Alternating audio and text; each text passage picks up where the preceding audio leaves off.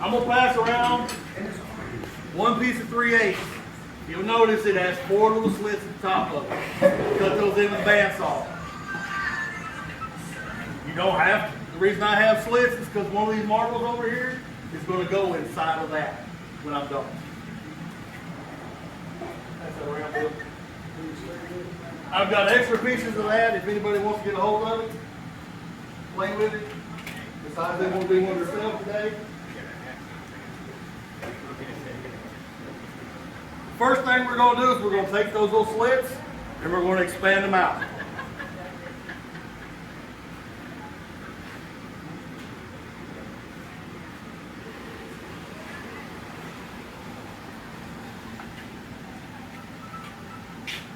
Come on, get on there. If I can get it to cooperate.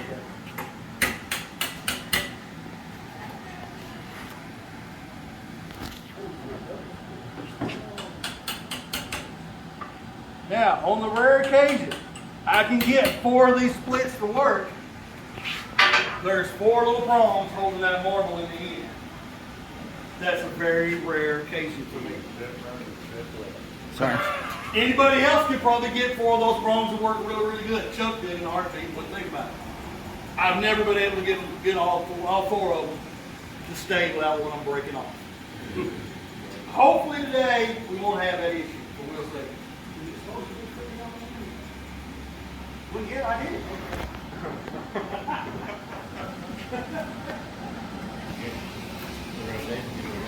Is there an advantage to that? No. It's just a matter of fact that I don't have a saw that I can do it on, so I just mounted my bandsaw inside my vise. Eyeball it the best you can. Most people like to use a square piece for this. I don't. The square piece makes nice, pretty little twists. It's a magic wand. It doesn't have to be nice, pretty, perfect twists. 90% of the time, each and every one of them is going to be completely different from any one you've ever done. It really makes no difference.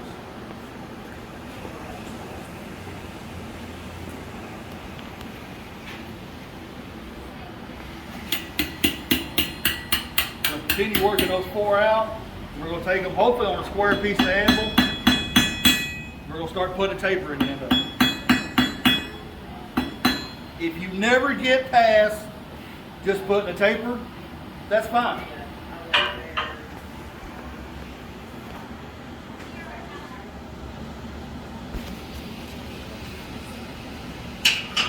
This is one of the first, you can ask Chuck, I made magic wands at his house and his forge for a long time. It helped me build a lot of the finer skills. Learning to taper small stuff. Learning to twist really small stuff.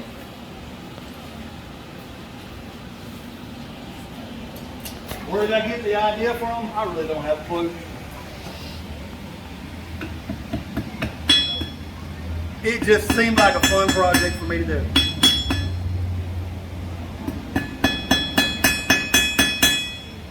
The good thing, I think, about none of those prongs being the same is it gives it a little bit more of an individualized look. Now you can take it, you can put it on the bandsaw, you can get those things exactly straight and exactly the same size. Anytime I have got one what I thought was almost perfect, I've probably still got it in my collection of stuff that I'm trying to sell when I go to events. So the more off it seems to look, the easier it seems to sell.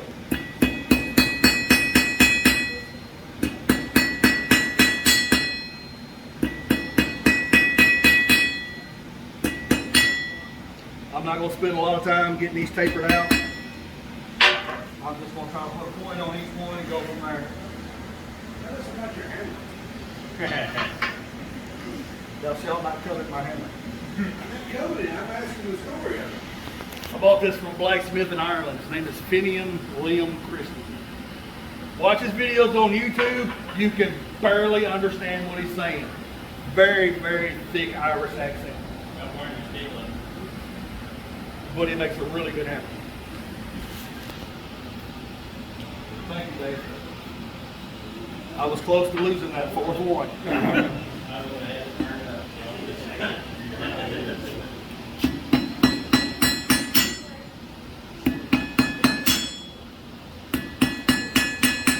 Just like a regular taper, you don't have to work all four sides of it. After we get done with that, we're going to take this round rod and we're going to turn the entire thing from that point where we slit down square. It does not have to be perfectly square. Why do we turn it square? Because just a round rod is pretty plain and it's not going to sell very good.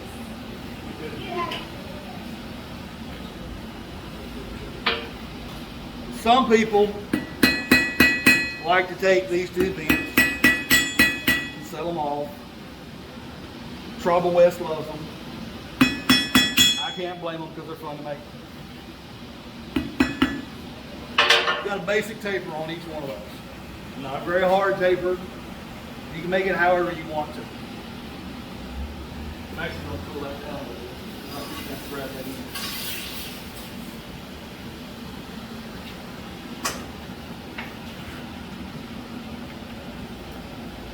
Is there any design specifically that's more manual than Well, some of us have that magical ability, others don't. I have taken these two events and you label them with magic wands and okay, you're going to sell 4 or 5. I have taken them and not put a label at all on them and everybody comes up with it's something completely different than a magic wand. I've had ladies buy them, stick them in their flower pots on the front porch. I've had people thought they were back scratchers. Fine by me, whatever you want to do. That's, I guess, would be the magical part of it. You make it do whatever you want it to do.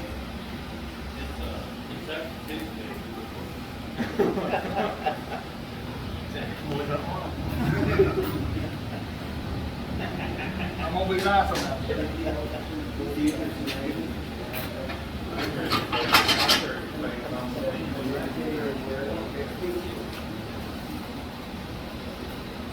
Once I get that end done, I'm going to start squaring off that other end and I'm going to put a taper in it. You can put a really nice, fine, sharp point taper in it, or you can put a kind of a dull one. I prefer a kind of a dull one. Because you may have a kid buy this, 10, 15 bucks, and you really don't want to give a small child a stabby object. At least none of the ones that I know. But sooner or later, they're going to use it for that.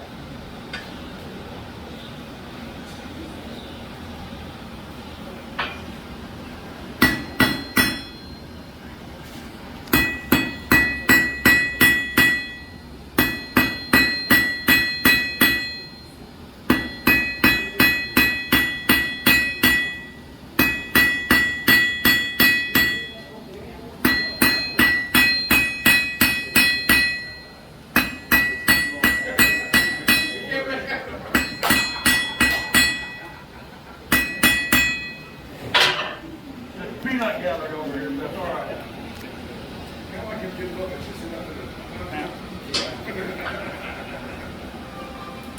The fun part of these is once you get them squared, all the different twists, all the different made-up patterns you can put in. I've taken the whole thing and twisted it in one direction. I've twisted it 2 separate directions. I've taken every inch and twisted it a different direction the whole way up. I've put little ball peas in them. I've had a little ball peen hammer. I've did them with punches, chisels. There's a lot of different things you can do with them.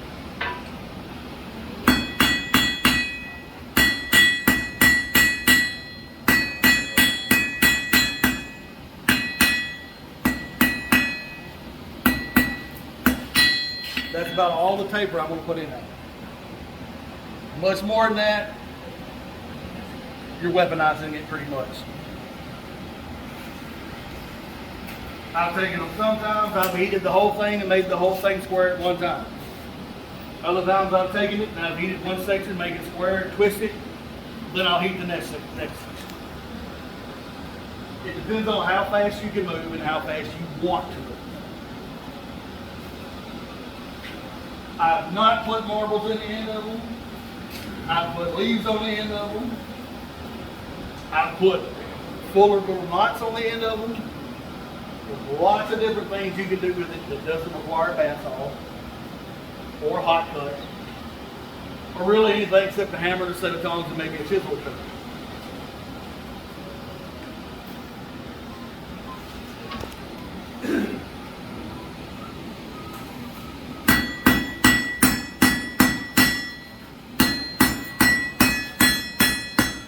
I am not trying to get this square symmetrical. I'm not looking for perfect. I'm looking for basic square. I'm going to have fat chunks of square, skinnier chunks of square.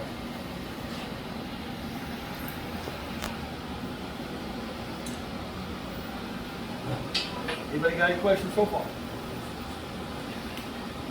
How do you get the marble in without it breaking from the heat? We'll get to that when we get done. That's the very last thing I do. If you try to put that marble in now, you're going to screw it up. You're going to have to take it back out. It's going to go to pieces. Is that from experience? Yes. What do you do when you lost? You know, they sell a lot of them at Dollar Tree. That's why I always have spare marbles.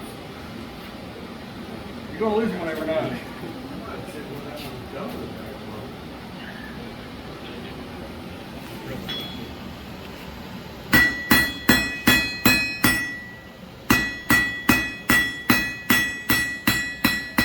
I do try to somewhat keep it straightened out as I'm going.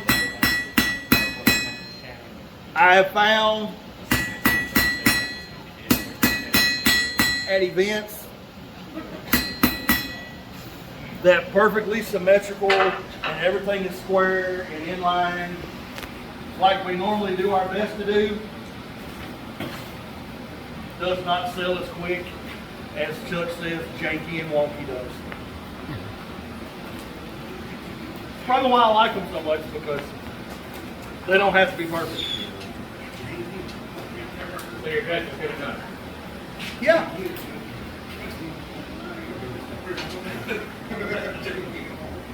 What's Chuck's favorite word, janky and wonky? If Chuck had taught you green gold, you would know janky and wonky.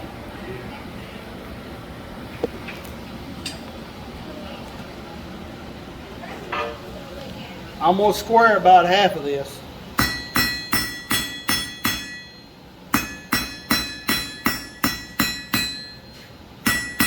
Then we're going to start twisting that part here.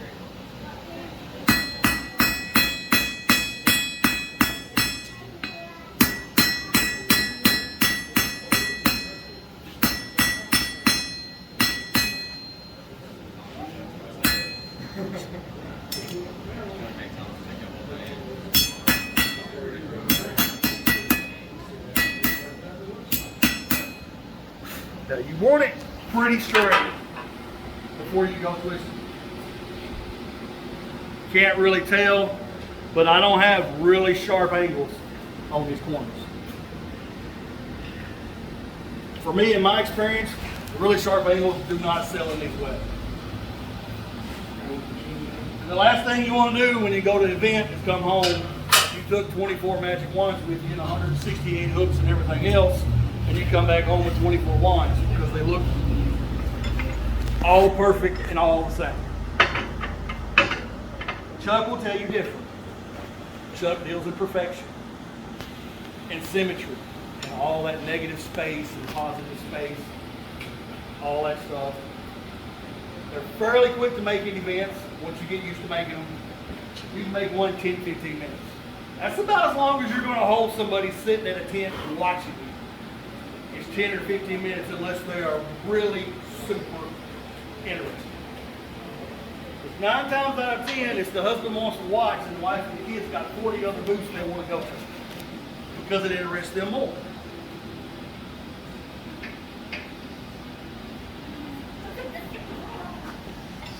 I try to get it right at my taper. And all those different twists you learned in green coal class, start using.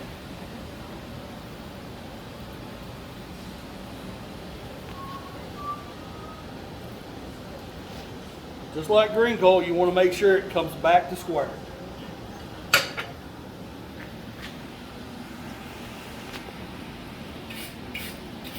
You will get a lot of scale once you start twisting.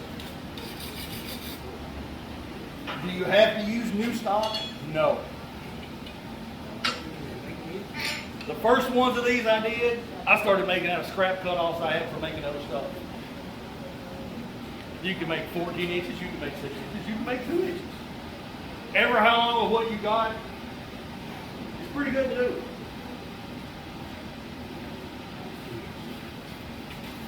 I've been pretty happy with nobody's had any good questions yet.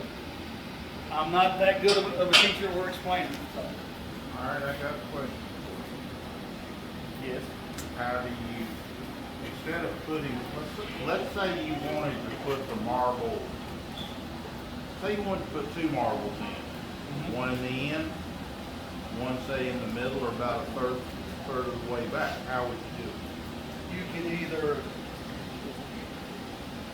punch a hole big enough to hold that marble. Easiest way I have done it is put a basket twist in the middle.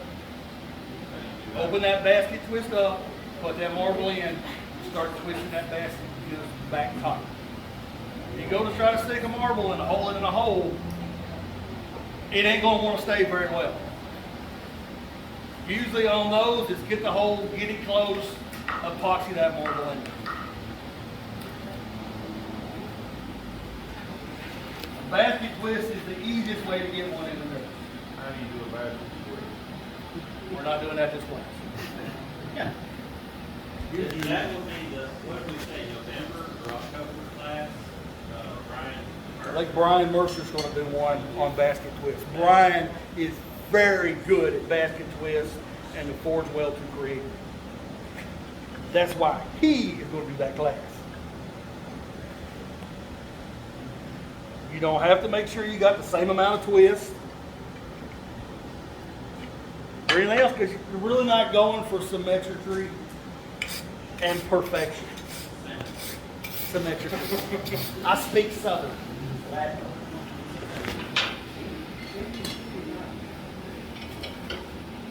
A lot of times, going from twist to twist, you'll have that blank square space in there. I like to take a little punch or a ball peen hammer, put some marks inside that little blank square space that you got nothing else in. I've taken them, I've twisted them, I've turned them into pretzels. There's a lot of different directions you can go with this. That'll help you build a lot of different skills just doing basic stuff. You can get really, really fancy with one of these really, really quick. What have you found is kind of the sweet spot for pricing? Really depends on the length, and a lot it depends on the quality of that marble you got in. If you've got, don't grab a few of these, pass them around. If you've got just, I got a bag of Dollar Tree marbles here for $1, you get like 50 to 100 marbles. You don't have a lot in there. Now, normally, that's what I'll put in there. I have a collection of marbles because I like marbles to begin with.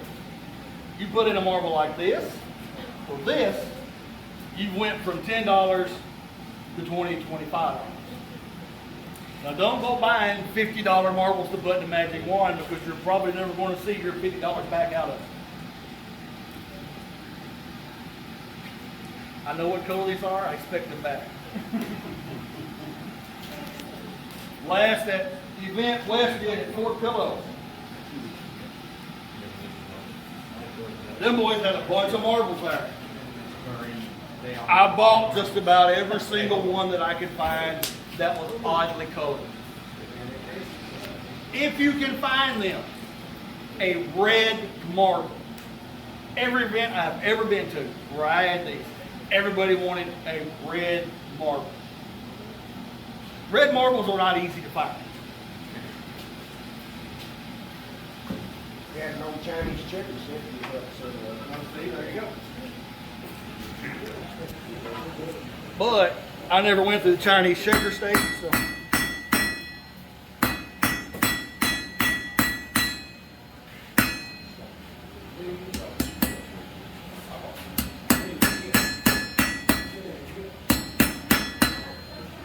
You're out and about at yard sales, flea markets,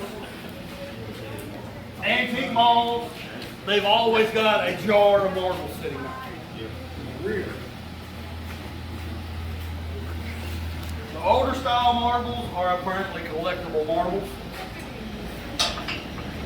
I've got a bunch of marbles. I don't consider myself a collector. I just like marbles. Mainly because I don't have a whole lot in my head, but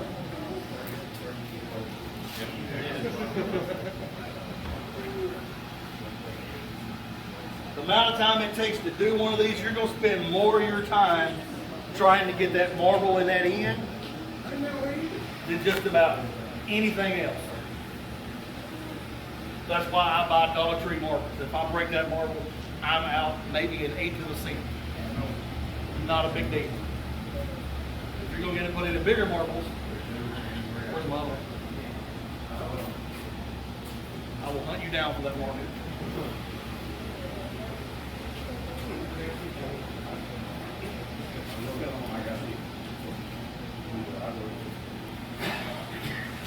I think I'm playing. I'll strip first for a while. I want to play that game. I'm sure you do.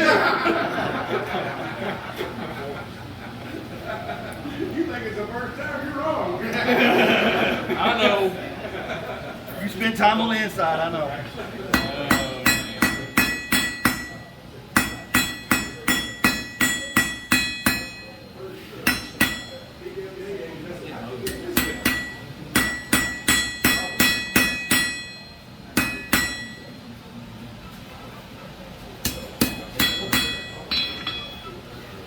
I have never had anybody at an event that wanted a matched set of wands. You can do every single one of them completely different. I found that the more non-symmetrical and the more you have that don't look alike, the better your sales are going to be that day on those. Is it easier to sell the one that you're making at the time? Most of the time, yes. That's what I've always figured. Because they've seen you making it right there. And then they're attached to it. Yeah, they get a more, I guess, personal experience with it.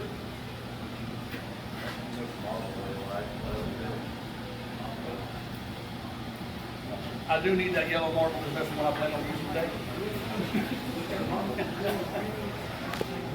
One more, one twice, call the national guard.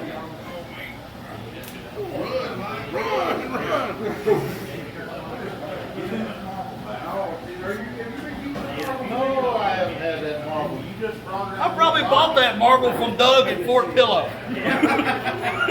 That's why he's trying to get it back. Oh, is that what it is? What y'all got out here?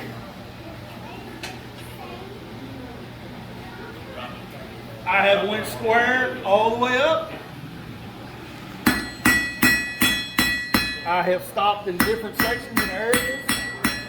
On this one, just for time's sake, I'm going to leave this up here brown.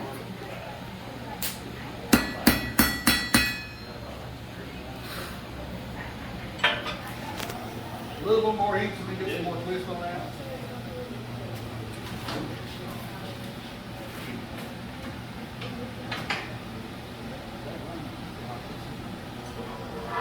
They're really simple to do. Nothing really complicated about them. Everything you learn in green hole is what you're going to use.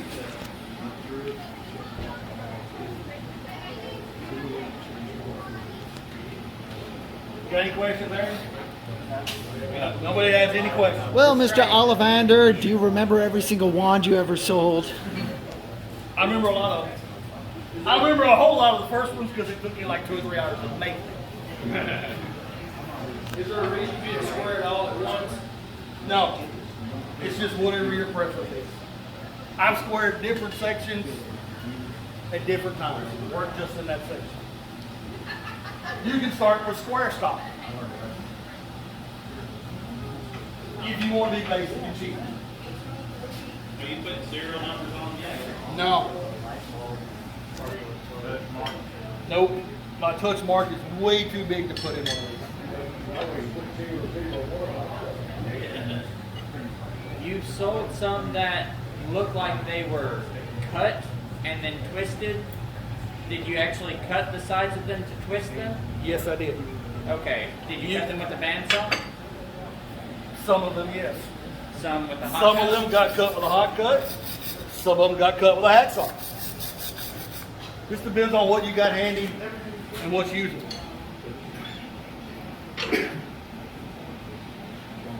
We got 3 different twists going in 3 different directions. And none of them will look the same. How do you go 3 different directions? Well, I got one that goes this way, one that goes this way, and one goes back that way. So 2 different directions. But it's 3 different twists, so it's 3 different directions.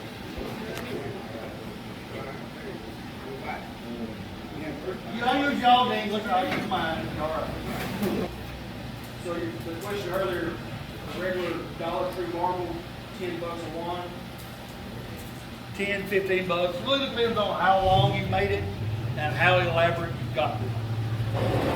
If you just do one solid twist all the way down, you don't have that much in it.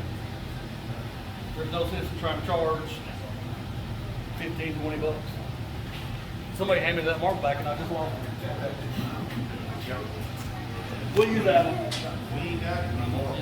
I know. I had it. I don't know what it did with it. 35. I done looked through all of them. Upper pocket? Done filmed that one too.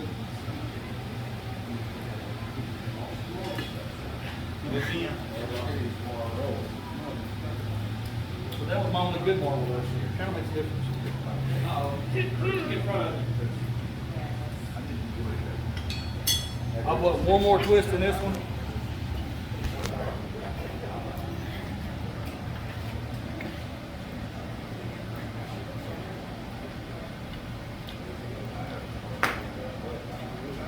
There you go, Rufus. What's the thing?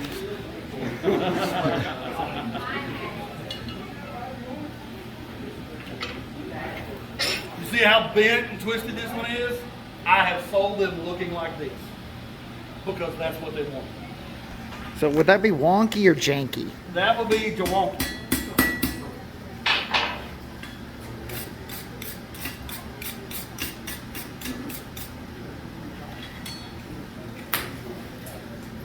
If you're going to put any kind of brass finish or anything on this tapered in, now is the time to do it because once you put that marble in it, you do not want to put it back in the heat. How do you do the grass finish? I'll fix the show you, Mike. Oh, okay, good. I'm going to give you the skills to pay the bills, brother. Just wait. Married into that. That is so true. I have no skills, Rufus. Apparently you do. She's still married to you. You may just be comedic relief, but she's still married to you. Well, everything. Do you paint them? I have not. I'm not going to say I never will. I have thought about it briefly for seconds at a time. I don't like painting forged objects. What about the clear coat? Clear coat, yes. You want to put a brass finish on it? You need a brass brush. This is actually a little too hot to start getting the brass on it yet. It's just starting to get in there.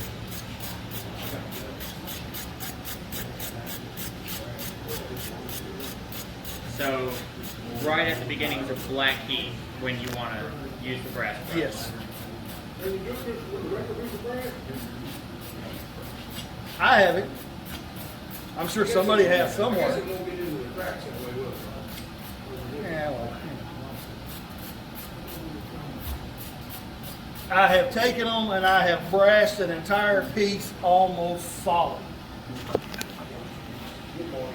And I've still got that one 2.5 years later. I found that the least amount of brass you could put on it, for some reason, the better it looks. To me, it gives it a more of an antique look to it. And apparently that's a popular thing in magic wands. Nobody wants a new one. But you don't know whoever had it before you what to use it for. So Well, it's got old magic in it that way.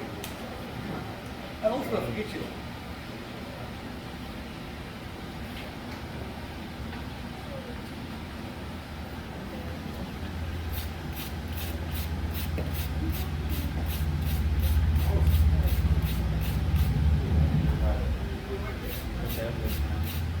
Usually, for the final finish, I will quote it, coat the whole thing in gloss clear coat. I found that the glossier it is, the more it tends to sell quicker.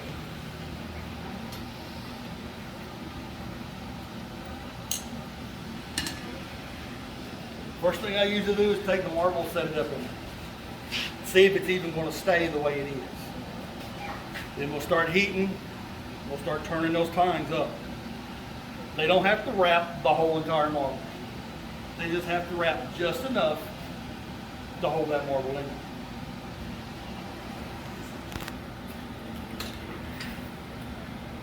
A lot of times I have used a propane torch or a MAP gas torch for this part, just because it's easier, but today we're not. You'll notice I swap from a pair of tongs to a pair of needle nose pliers. Needle nose pliers seem to do a better job for me getting it formed right a little bit at a time. Because the more of that you try to move at once,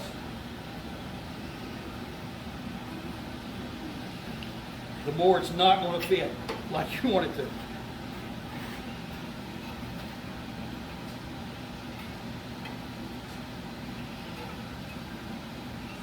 Have you ever put a fall in it? Do what? Have you ever made a fall? I've thought about it. Have I actually done it? No, not yet.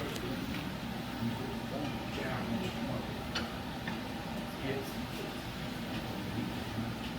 I have taken them, I have made a leaf on the end instead of putting a marble, and formed that leaf in a curl to where it holds that marble. It's a little harder to do. Can you take the marble out? You can.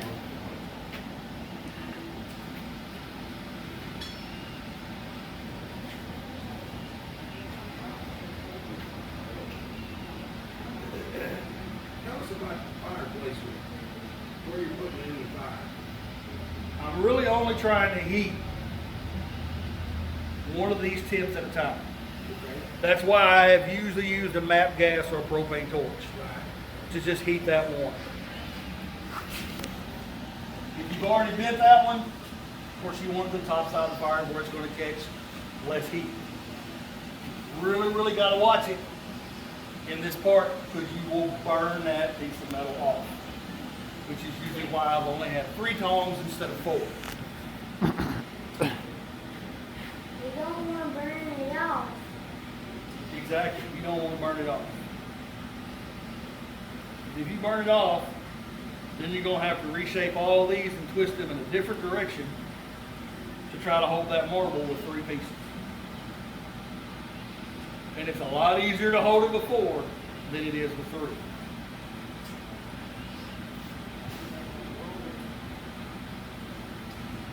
We'll wind up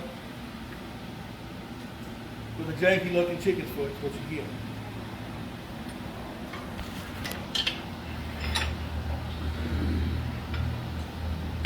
This is really where it's going to fit fairly good. I see where I got to tighten these up a little bit, bend them in a little bit more to where it holds it really, really well. Try not to burn your hand doing that.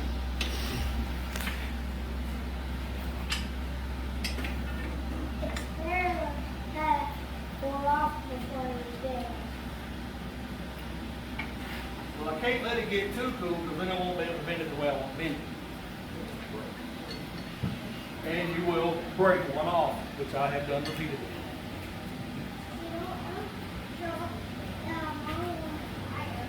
Have you ever tried one with a Prince Rupert drop? With a what? With a Prince Rupert drop. I can't hear you. With a Prince Rupert drop. No. I have not. These are usually something you want to keep fairly simple.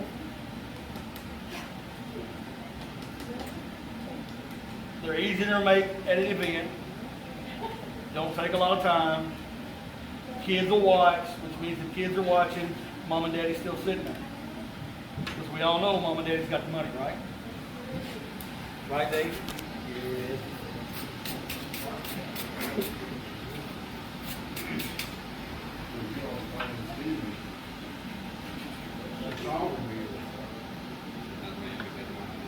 Have you ever thought about using Ball bearing, put the stem on it, support it.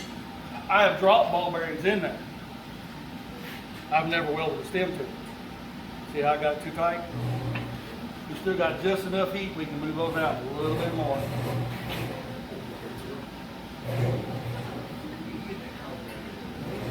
Shake it around, lock into the ball pin.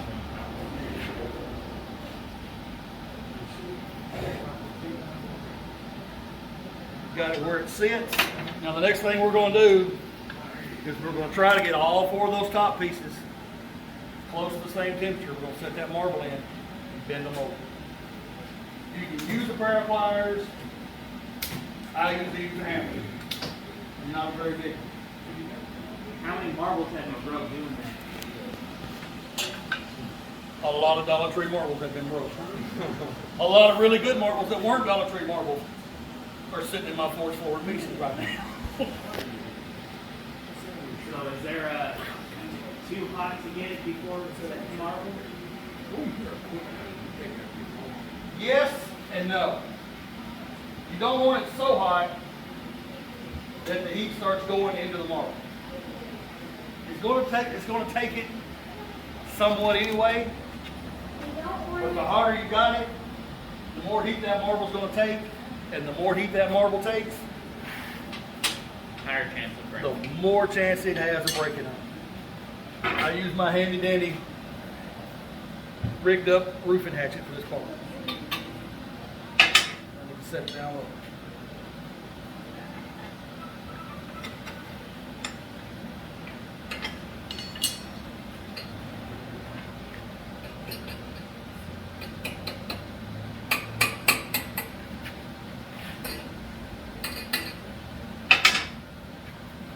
This is the board. Where I need the torch. You want a pair of pliers? No.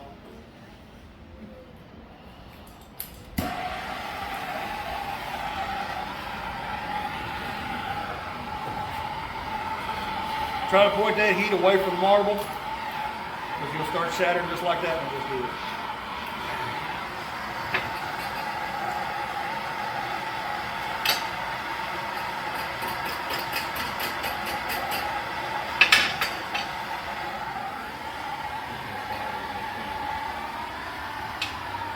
If you feel that marble right now, it is hot. That's our pliers right there.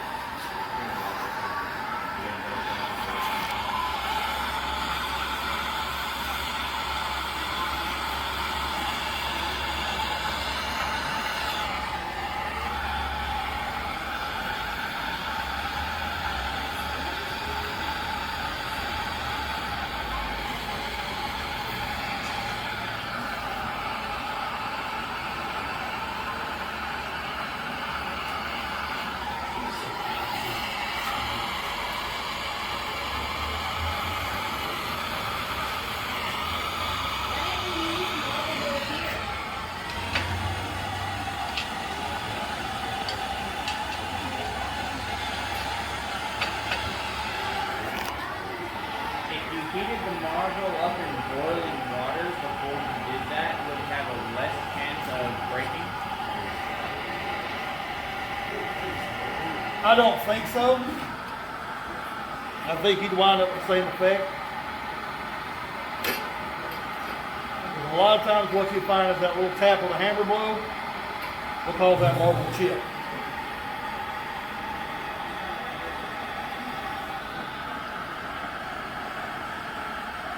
So if you do But I can tell you what you don't want to do is after you get this marble set in there, is take it and quench it. Because you have essentially made a tiny little grenade when you do that. Because that marble will go to pieces. And not the pieces you want it to go in. You've still got a little bit of heat up here. Go in, take your brass brush on it. Are you gonna put that in the urn in the hat? Yes, I am.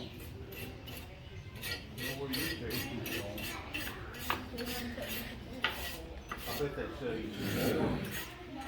It's gonna be a discount for the chip marbles. If you've got a really bad chip in it, sell it for cheap. If you've got a little chip in it, most times people do not care. They just bought a magic wand for $10. They're happy. Yes, because it's less I have to take back home.